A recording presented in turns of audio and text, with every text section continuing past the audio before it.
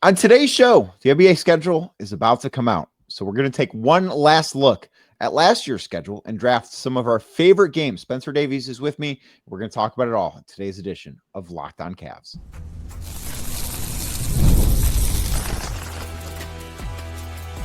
You are Locked On Cavs, your daily Cleveland Cavaliers podcast. Part of the Locked On Podcast Network, your team every day. Up, everybody, my name is Danny Cunningham, and might know me from my time covering the Cavaliers, places like my Substack, The Inside Shot, Cleveland Magazine, 92.3 The Fan, and a number of other stops along the way. And I want to say thank you to you for making Locked On Cavs your first listen today and every day. You can find the show anywhere you get your podcasts, Apple, Spotify, or anywhere else. Make sure to drop us a 5-star rating, leave us a nice review, and of course, be a friend. Tell a friend about Locked On Cavs. Make sure you're subscribed. Make sure a friend is subscribed as well. And if you're watching on YouTube, hit that thumbs up button for us, subscribe to the channel, and hit that notification bell so you don't miss anything from us right here at Locked On Cavs. And today's show brought to you by FanDuel, because football season right around the corner. So visit the FanDuel app today and start planning for your future bets right now. Spencer, a fun activity for us today. I texted you the other day. I said, hey, schedule's coming out Thursday. Something I want to do before Thursday. I want to draft our favorite games that the Cavaliers played in the regular season last year. We're not talking playoffs. We're not looking ahead to what the schedule looks like this upcoming year. And maybe we will do a podcast where we draft our favorite games on the schedule that will be released on Thursday. But today, we're going to take one last look back at the schedule that was, the regular season that was. We're not talking playoffs. And we are going to draft our favorite regular season games from the 2024-2025 Cleveland Cavaliers season. So you are the guest here. You get the first pick. First pick overall for me is going to be the Boston Celtics game on February 28th in Boston when the Cavs were down and out early. Jason Tatum was taunting at the crowd, taunting at the Cavs bench, and big comeback effort by Cleveland. And it was really kind of started by Ty Jerome in that first half, but the guys that just came alive, DG, Evan, DeAndre Hunter having a big hand in that, I thought was just such a fun game to watch. And it really kind of cemented that they were, a true contender in that, because, when you're getting taunted like that, when you're getting egged on and being told to get the F out and you're on the road, that kind of signified a playoff environment for me. And it was against a team that was really the team to beat. The Celtics, we know that they were defending their crown last year. They had all the reasons to try and intimidate the Cavs the way they did. And each Celtics-Cavs game this season I thought was really good. Even the one in Cleveland was solid, even though they didn't come out on top in the first one. They came on top in the next one in Cleveland, but obviously no Jaylen Brown in that one. But still, it was just a really fun series to watch throughout the year. But that game in Boston at the TD Garden really stuck out to me. There was a palpable energy to it and a real competitive spirit in that one. Yeah, I couldn't agree more with everything that you said. And this one felt like such a big game too, because, and obviously we know a lot more now that the season is over and the playoffs have come and gone. And, it's August as we're doing this. So we know how everything turned out. But I was in Boston for that game, and it felt like that this was the last time these two teams were going to see each other before a conference finals matchup that felt inevitable at the time. We know that didn't happen, obviously, but at the time, it felt as if it was inevitable. The Cavs and the Celtics were going to match up in the conference finals. And in the first three games that those two teams played, the Celtics won 2 of the first 3, winning 1 in Boston and 1 in Cleveland, and the Cavs had won 1 at home as well. And this was the last time we were going to see the Cavs play the Celtics before the postseason, and it felt like the measuring stick game of all measuring stick games, because you could even look back at the 3 other games that the Cavs played against the Celtics, and they were not the same exact team at this point, because they had already, at this point, they had traded Karis LeVert and George Niang for DeAndre Hunter. They were just a different basketball team. And it felt like their one opportunity to really make a statement with that group, which I do think was an important thing. And them being down, I believe it was 25-3.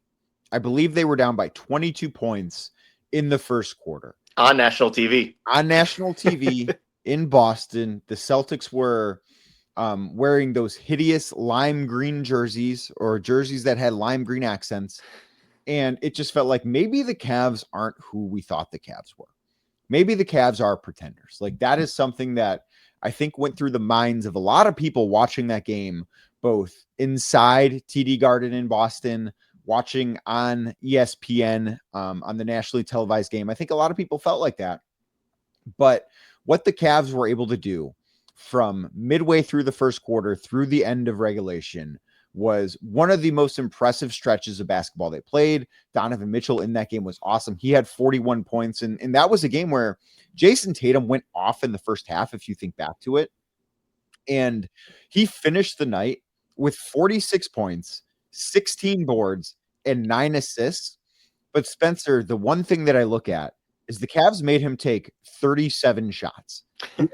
37 shots to get to 46 points. And that, to me, was like, okay, the Cavs have kind of figured out a blueprint, and they held the Celtics below 43-point attempts, which is way below what their average was per game. So I looked at that and said, if the Cavs and Celtics play in the playoffs, the Cavs maybe just figured out a blueprint here to beat them. Yeah, you want to make their best player try to win it all on his own. And I think that that's kind of a strategy that you've seen employed throughout the postseason with a lot of these teams when you have a superstar of those calibers trying to really drive their team forward, is make them just one-dimensional. Because if they're impacting all sorts of parts of the game, then you're in trouble. It's the classic Nikola Jokic. Do we make him a scorer? Or do we make him a passer? And I think with a lot of these MVP caliber superstars, you have that choice to make. And I think the Cavs made the right one by baiting him. And they did the same thing in Cleveland when they put DG on him as defender and had him get inside and try to take all these shots, because they're easy looks. They really are. But you're also baiting him into getting out of the natural actions that the Celtics are trying to run in the half court. And the same thing goes for, I'm sure, a lot of teams trying to do that with Donovan Mitchell. And it happened in the playoffs. I know that it was by necessity a lot, but that same ball movement wasn't there that the Cavs have had, 75% of their season, and you turned into a hero ball team. So that's kind of offense versus defense, the chess match you play. And against Jason Tatum, I think that is a smart thing to do. Just like I think it would be for most players on other teams to try and bait them into taking way too many shots rather than have that kind of equilibrium across. Yeah, and I think that was certainly a goal that the Cavs had. Maybe not at the start of the game, and Boston was, I want to say Boston hit like their first 7 threes in that game. Like, they just came out absolutely on fire from beyond the arc, and it felt like it was maybe not going to be the Cavs' night, but the way they were able to rally and win that game, I think, is when you think of last season, it's one of 2 regular season games that you think of. It's that one or the one that I'm going to take with my first pick, and I'm going to go January 8th, Spencer, when the Cleveland Cavaliers played host to the Oklahoma City Thunder. The Cavs came into that game at 31-4 on the season. The Thunder came in at 30-5 on the season.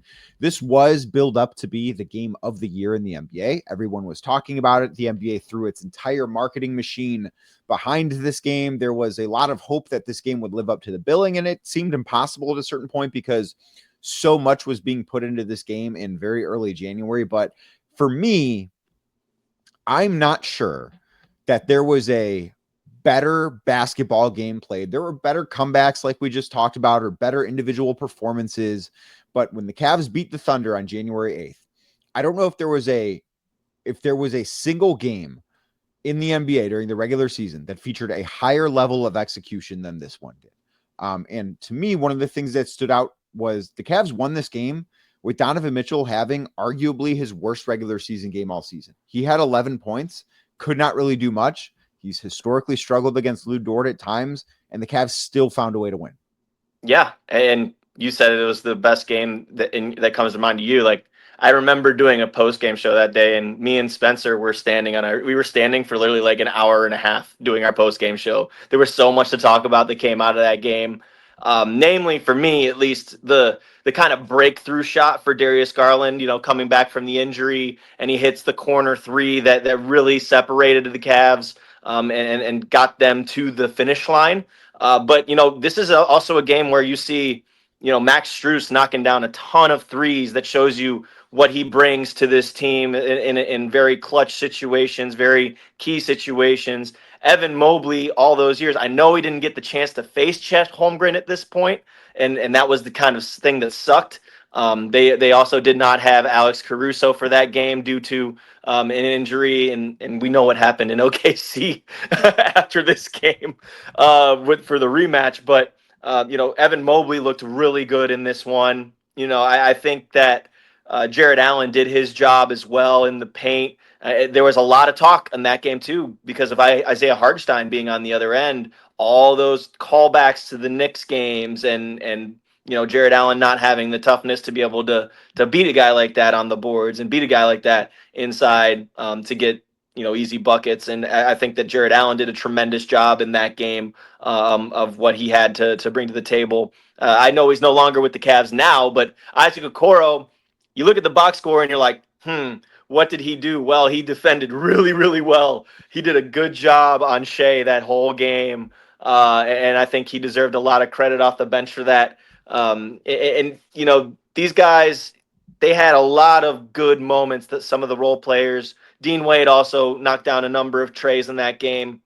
But like I said, the moment that sticks out to me is when Darius Garland hit the clutch 3-pointer from the corner. It was on a pass, I believe, from Donovan Mitchell. It might have been from Evan Mobley. I don't have the stats or whatever in front of me, but I just remember how fun that moment was, and it was like kind of the chef's kiss that you knew that DG he was back. He was back at that point, and I think that was really fun. And Ty Jerome was doing his thing with his floaters too, so it was just a fun overall game, man. Yeah, Ty Jerome, to your point, had 15 points in that game, was 6 of 7 from the floor. Didn't actually take any threes, which was obviously a big part of his game throughout the entire season, but not on that specific night. Jarrett Allen, for me, in that game, was kind of like, okay, maybe this guy can turn into a postseason player, and we still haven't seen it, but that was such a postseason environment inside Rocket Arena that night. And Allen had 25 points. He had 11 boards. He had 6 assists, 3 steals, a block, only 1 foul. He was in a game that featured the eventual MVP in Shai Gilgeous-Alexander, featured another All-NBA guy in Jalen Williams. Like, there was a case, and I think it's a pretty strong case, that the best player on that floor that night between the two best teams in the NBA in the regular season and one team that went on to win the title was Jarrett Allen. And that was not something I would have expected going in. That's not something I would necessarily expect to repeat if and when these two teams meet in the playoffs or, next season. And it certainly did not repeat the next time these two teams faced each other. But that to me was one of the big stories of that night. And that was a game that got all the hype in the world and it lived up to it. And I thought that was one of the moments where the Cavs could kind of look at things and say, you know what, we are arriving. We are for real. We're not just a nice start to the season. This is a team that is truly one of the NBA's best. Now, we've got a lot more games to get to, so we're going to do just that right here on Locked On Cavs. Today's show is brought to you by FanDuel. August 26th is coming, and it is officially FanDuel Futures Day, a brand new holiday for football fans who live for bold predictions and preseason hunches for just 24 hours. That's right, August 26th. There are 24 hours that day, and FanDuel is giving you deals on NFL season predictions. So whether you're calling your shot for MVP, maybe you're eyeing a long shot division winner like the Cleveland Browns. Probably don't do that. Bad idea. Would not recommend that one. Or ready to crown your Super Bowl champion before week 1 even gets here. This is your moment. August 26th, FanDuel Futures Day. That is your moment. Visit the FanDuel app today and start planning your futures bets right now because Futures Day is only one day. That day, August 26th, only 24 hours. That's how many hours are in a day and one day only. FanDuel, America's #1 sports book. Make sure you head to FanDuel.com. That is FanDuel.com or download the FanDuel Sportsbook app today. FanDuel, play your game. Thank you again for making Locked On Cavs your first listen today and every day. And like I said earlier, you can find the show anywhere you get your podcasts, Apple, Spotify, or anywhere else. Make sure to drop us a 5-star rating, leave us a nice review. And Spencer, give me your second pick. My second pick, man, honestly, it's got to be the season opener in Toronto. Okay, not on my board. There was a lot of doubt after the preseason about how this offense would work. Yeah. And I think showing you the future, the glimpse of what Kenny Atkinson's creativity brought to the table, and also the development of Evan Mobley really shined in this game. Just it out of nowhere. And I think too, with Evan Mobley and the Scotty Barnes rivalry that we know about, him coming out, showing out, and doing what he did to go 9 of 14 from the field and have 31 points, 9 boards, 3 assists, 3 blocks, and 2 steals to start out his season, I think really was a tone setter. Donovan Mitchell had a really good game in this one, also had 31. Karis LeVert, he was gone by the end of the year, but really came out and played a huge role off the bench. I think that this was really a tone setter. Ty Jerome, the MVP of September, coming out and actually living up to that billing in Right. that opener. I think this was just a super fun game to watch because from start to finish, it was utter dominance. I don't know if there was any point of this game where the Raptors really were ever in it. The score was 136 to 109, but it felt like more like a 50-point game because this was such a dominant performance by this team as a whole. Remember, they still didn't have Max Strus at this point, too, so a couple of guys getting a little bit more run that you thought, and Sam Merrill coming out and giving them a solid defensive performance. Like, they were clicking on all cylinders. Niang hit 3 threes. It was just a really fun game to watch, and I'm jealous of people who got to cover that game because it was kind of like new era of Cavs basketball in a way because the offense was always a sticking point for this team before they hired Kenny Atkinson, and there was a lot of eyes on this one in Cleveland, and I think that they delivered and set the tone for what would be 15 wins to start out the season and 0 losses. Right. And I'm glad you brought up the Evan Mobley part of this because what I remember from that game, and I don't remember every single detail because it was almost 12 months ago at this point, and ultimately it's just a very inconsequential game that nobody thinks about. But we all wanted to see what Evan Mobley's new and improved 3-point shot looks like coming out of training camp, right? Like, remember how much of a talking point that was and really had been from the time Evan was drafted through the season. But in that game, he only took 2 of them. What stood out, though, was how aggressive Evan was with the basketball in his hands and how much more willing he was to get downhill than he had been in previous years.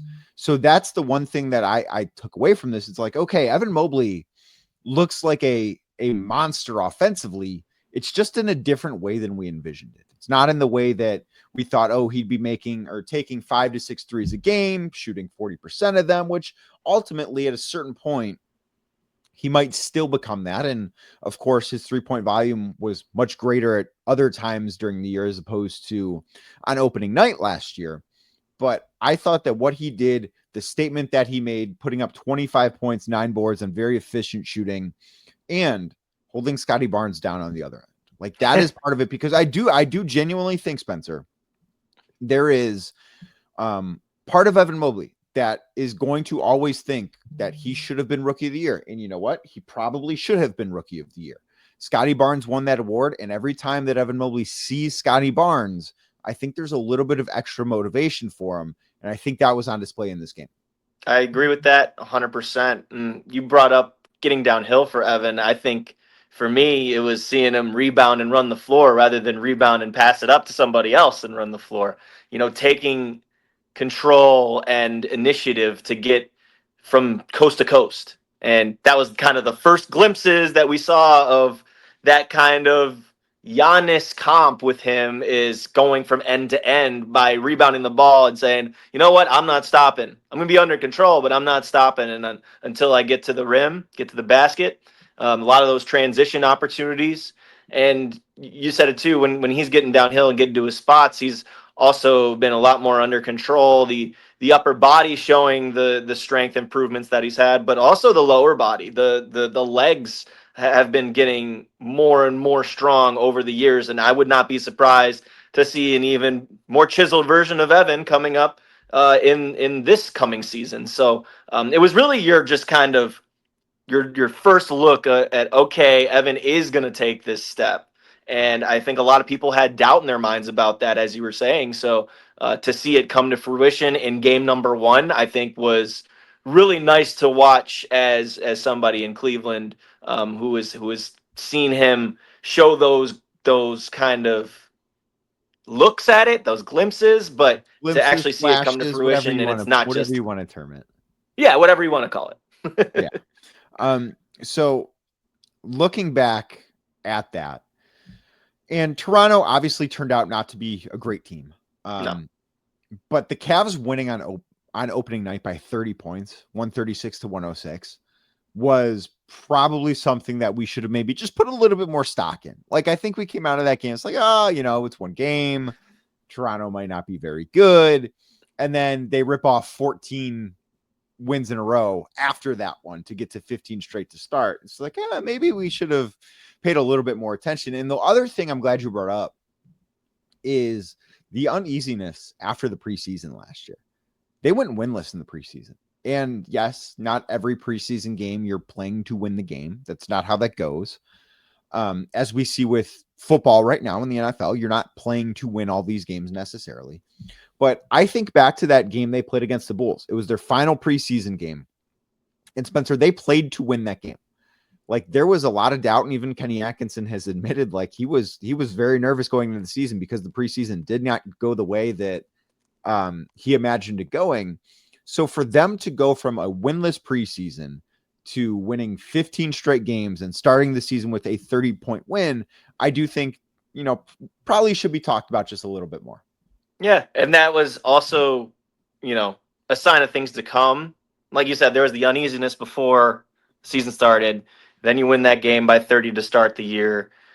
What was the actual average margin of victory in those first 15 games too? Because there were a lot of blowouts, and it actually has to do with one of the other games that I would like to pick when we get there. But it was a machine that the Cavs were early in the season.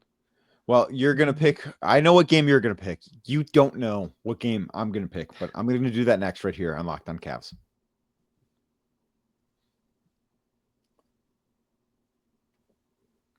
So for my second pick, I'm going to go with a game that I don't think you would necessarily guess. If I gave you 3 tries to guess what it is, I don't think you would get it. Because it's not a game that we think about. And the game itself didn't matter. It was not an important game. It was not a day on the calendar that anybody had circled. But Spencer, I'm going to go to December 7th. The Cavs had a matinee affair against the Charlotte Hornets on the road in Charlotte.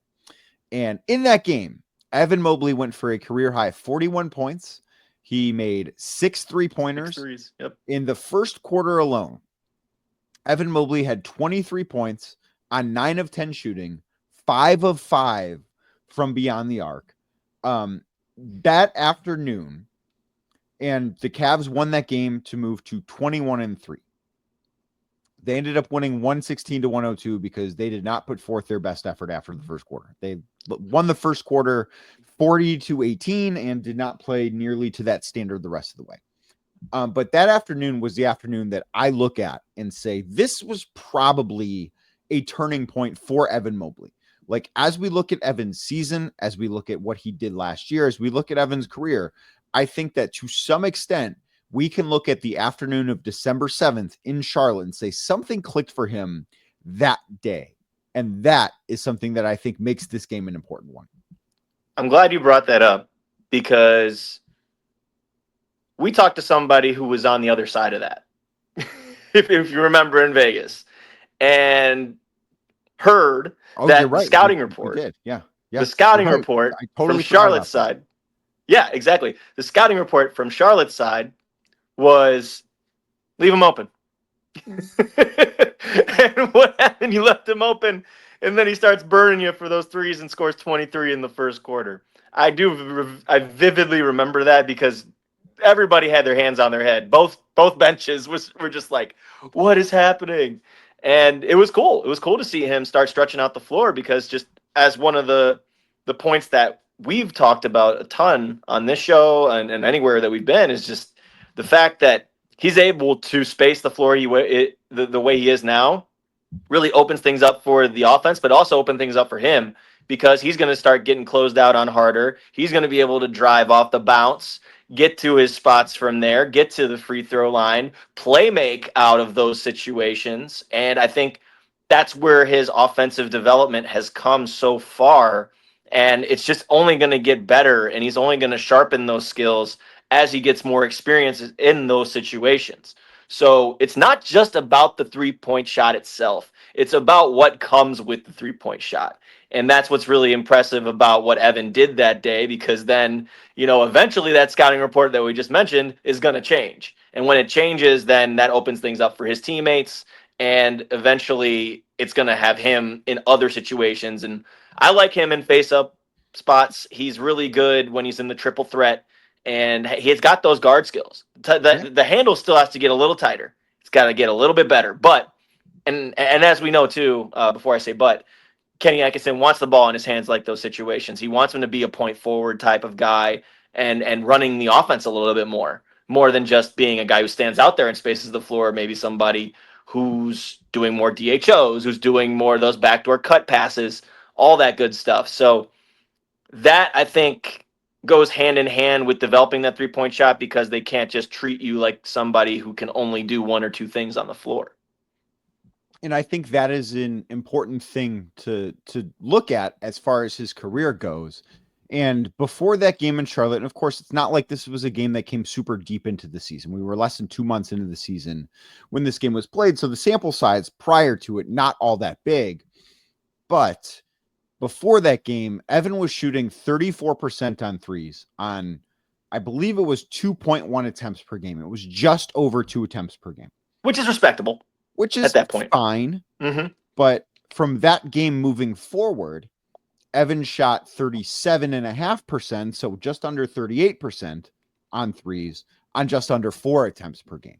So I look at that as that is a very pivotal moment statistically for Evan Mobley in being able to get up more threes and being able to be somebody that becomes more versatile offensively. And I just look at when I want to define Evan Mobley's season, when I want to tell the story of what Evan's season was last year, I don't think you can tell that story without December 7th in Charlotte against the Hornets. Well said. I think that was a good pick. I was really not expecting a Hornets game on a Saturday afternoon to be a part of your picks, but for that reasoning, much respect, much kudos. All right, give me your third and final selection of your favorite Cavs games from last year.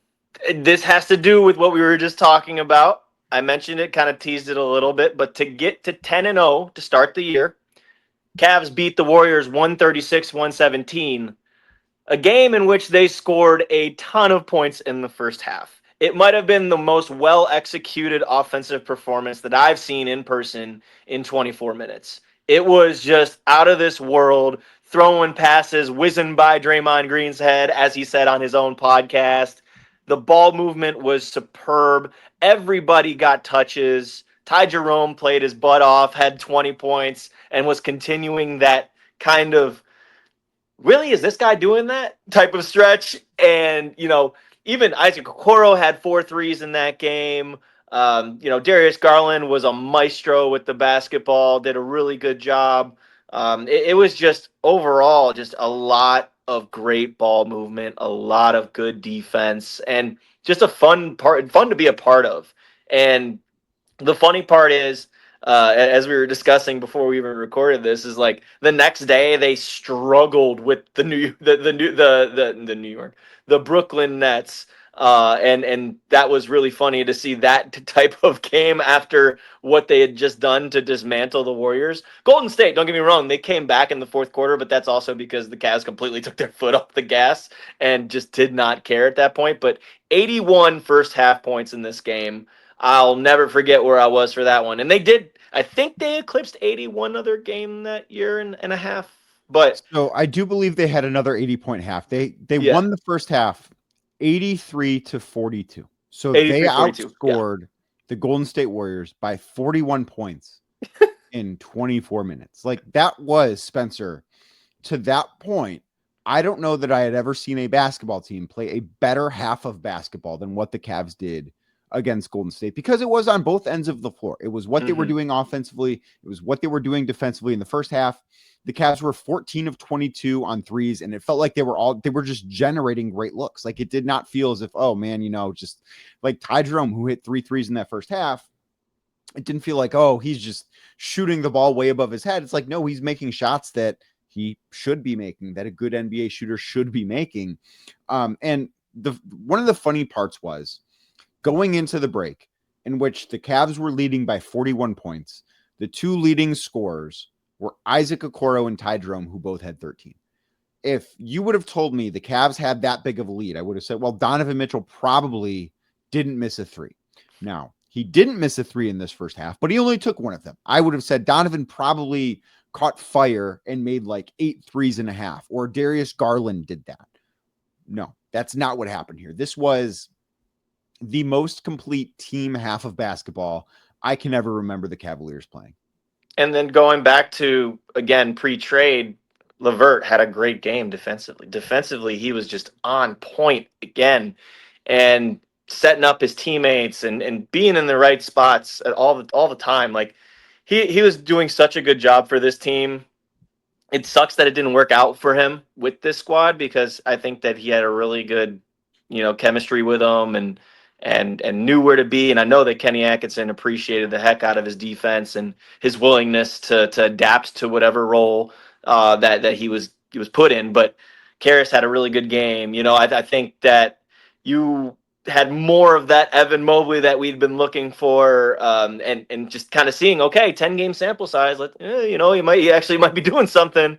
And I feel like that was really, really exciting to watch from a Cavs fan perspective, to see them put up 80 points and a half. I don't remember when the last time in history was they did that, but it had been a long time since they'd done something of that ilk on the offensive end. And then defensively, every time you see someone the caliber of a Steph Curry struggling or not hitting as many shots as you would think he would, or and Andrew Wiggins having a tough day, it was probably just the cherry on top for Cavs fans that night.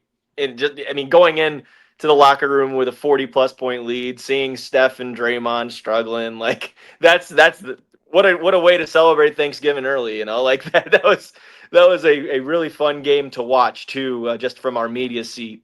The pace of the game was excellent. The execution, like everything was just on point, and that was really fun to be a part of.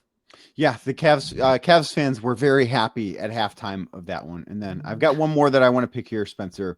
I wrote down any of the 4 games against the New York Knicks, because the Cavs won all 4 games that they played.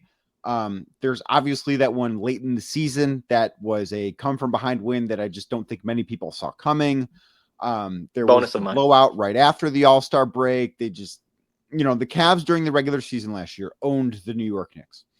But I'm going to go with the first one that these two teams played. So it was the 4th game of the year for the Cavs. October 28th, at Madison Square Garden. Cavs beat the New York Knicks 110-104. And what stood out to me and what I remember about this game is that Darius Garland was the closer. Darius Garland was the one that stepped up in the 4th quarter to really take command of the game. He finished with 34 points. He had an outstanding second half. The Cavs outscored the Knicks in the 4th quarter, 36-26, to come back and win. And coming off of the first 3 games that the Cavs played, where they had beat Toronto, who, we didn't know what they were, but we didn't think they were great. Washington, who everybody assumed was going to be really bad, and they were. And Detroit, who everybody thought was going to be very bad, and really, they got much better later in the season. But at the start of the year, they were not that same playoff team that we saw push this Knicks team in the postseason. So this was looked at as the first big test for the Cavs, and for Darius Garland to be the one to take them home with a 15-point 4th quarter after going through what he had went through the year before. I thought that this was like the first moments where it's like, you know what, that Darius Garland guy is going to be okay again. Yeah, I think DG, I remember that game vividly because I was working that one for another company.